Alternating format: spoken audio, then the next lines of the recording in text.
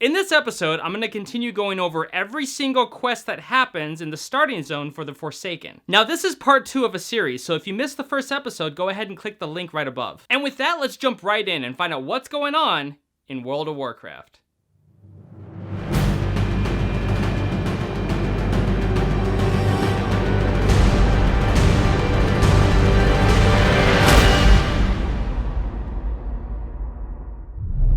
Okay, once you enter Kalston Estate, you speak to Deathguard Simmer and hand him the note that Shadow Priest Sarvis wanted you to deliver to him. Now, this letter contains names of some of the Scarlet Crusade officers, and Simmer thinks it'd be a good idea to kill them off. Apart from that, Simmer doesn't like the human farmers in the local area. He says that they're a threat because they could be recruited at any time to rise up against the Forsaken. He wants you to kill 10 Tirisfal farmers or 10 Tirisfal farmhands and return and report. Before leaving, you run into Apothecary Johan. He looks you over and says that if you hope to prove yourself to the Dark Lady, then you need to learn the ways of the Forsaken. He then brings up the fact that the humans are infesting the land and wants you to teach him a lesson. Having said that, he wants you to steal 10 pumpkins from the Saladin farmstead located in Tirisfal Glades. The last person you meet in Kalston Estate is located upstairs, and it's none other than the owner of the estate, Cedric Kalston. Now, Cedric complains about how hard he worked when he was alive, and how much harder he's working as a Forsaken. He says he gets a lot for it, like money, a small estate, but happiness?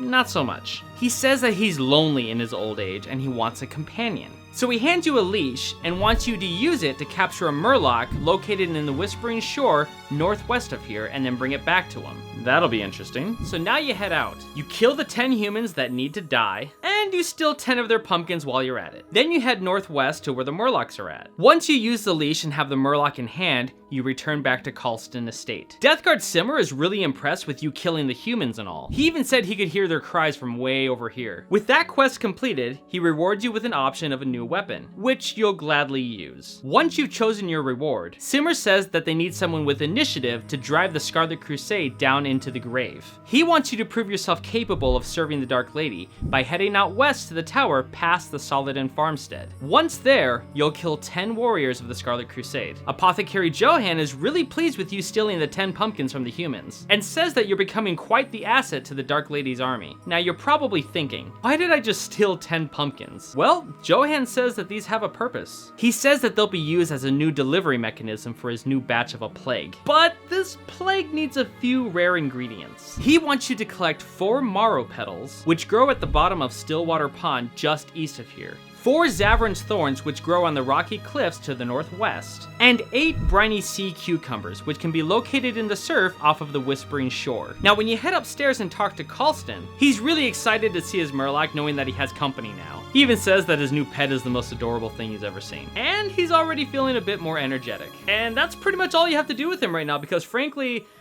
he's happy with the company he's got. So now it's time to head out once again. You first head out to the east and enter Stillwater Pond. At the bottom, you collect the 4 marrow petals that you need for Johan's ingredients. Then, you head northwest to the rocky cliffs and the Whispering Shore. Once you reach the shore, you head into the water and collect the 8 sea cucumbers. After that, you run up the rocky cliffs and you collect the 4 Zavran's thorns. Now that you have all the rare ingredients, it's time to take the fight to the Scarlet Crusade at the tower nearby. Once you arrive at the location, you fight the Crusaders until you've killed 10 of them. But while fighting them, you find a scarlet letter on one of their bodies. The letter is addressed to a Lieutenant Gebler. It talks about how this Gebler person took a Forsaken prisoner, and that her status when she was alive was something special. Regardless, the letter reminds Gebler that there are penalties for such behavior, and commands him to execute the prisoner at once, reminding him that she is no longer part of the living. Maybe if you hurry, you'll find the prisoner before anything happens. So you make your way into the tower, killing Scarlet Crusaders along the way. Once you reach the top, you find out that the prisoner is none other than Lillian Voss. Now, she gets all uppity and tells you that she doesn't need to be rescued from someone like you.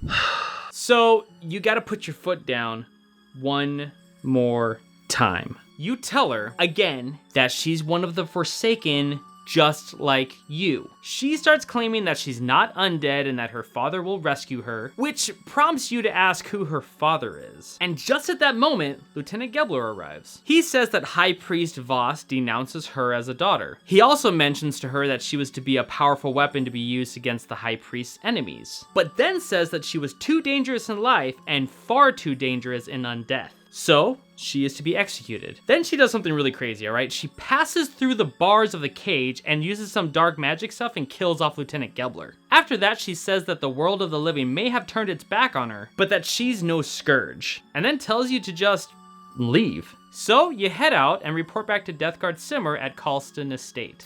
Hey everybody, I just want to drop a quick reminder for those who are watching. If you're enjoying this content, then go ahead and click the subscribe button. As of today, 38.1% of those watching this are subscribed, and I'm very grateful for each and every one of you. Now, 61.9% of those watching aren't subscribed to the channel, and in that case, let me know what I can do to change your mind. I would love for you to come on the journey with us. But anyways, I post new episodes every Saturday, so make sure to hit that bell icon and you'll be notified when the new episode drops. And also, if you like this episode, make sure to hit that like button so we can help the YouTube algorithm and get the word out. Let's get back to the story.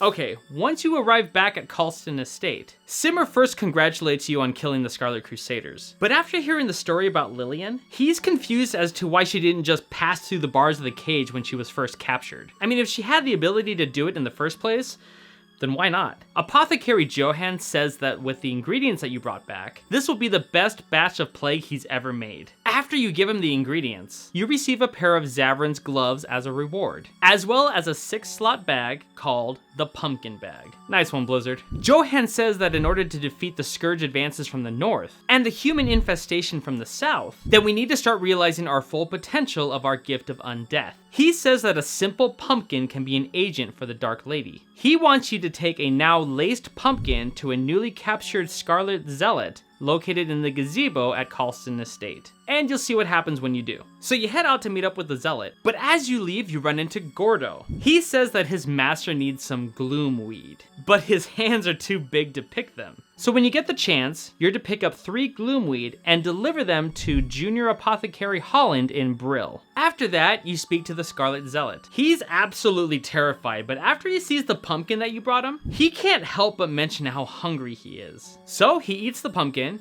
turns into a ghoul, and then dies. Nice trick. So now you head out east, back to Stillwater Pond. Once there, you gather the 3 gloomweed that Gordo wanted you to deliver to his master in Brill. Once you have those, you head out east, but stop to talk to Death Guard Dillinger. He says that the Scourge have trickled their way into Tirisfal Glades, and he needs someone to kill those that have taken over the farm here at Cold Hearth Manor. He wants you to bring back 7 putrid claws as proof that you've cleaned out the area. So, you go out to the farm at Cold Hearth Manor, you kill 7 ravaged corpses and collect their 7 putrid claws. Then you head back to Death Guard Dillinger to report. He said he enjoyed watching you take down the Scourge and rewards you with some silver. But then he gets really philosophical and starts talking about the Forsaken. He says that the Forsaken of yesterday are weak, always hiding from the Scourge and the Alliance, and groveling at the feet of the Horde. But now, things are different. He says that we've made our mark here on Azeroth, and that mark will grow. Having said that, he mentions that you should speak to Magistrate Severin in the village of Brill to further your adventures. So from here, you cross the bridge and continue down the trail until you arrive at the village of Brill, in search of Magistrate Severin and the quest to follow.